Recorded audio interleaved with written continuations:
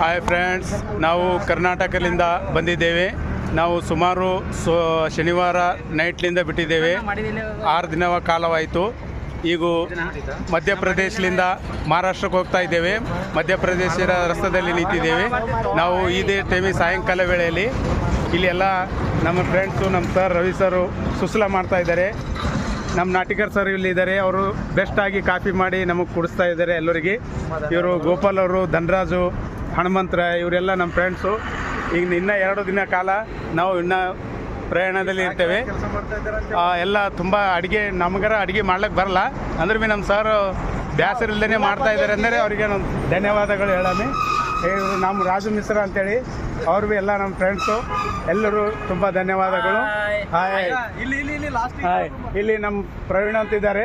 ಅವ್ರ ಗಾಡಿ ನಿದ್ದೆ ಹೊಂಟಿಸೋದಕ್ಕೆ ಮೋತಿ ತೊಳ್ಕೊಂಡು ಓಡಿಸ್ತಾ ಇದ್ದಾರೆ. ತುಂಬ ಗ್ರೇಟು. ಸರಿಯಾಗಿ ಒಯ್ತಾ ಇದ್ದಾರೆ, ನಮಗೇನು ತಕ್ಲೀಫ್ ಇಲ್ಲದೇ. ಓಕೆ, ತುಂಬ ಧನ್ಯವಾದಗಳು.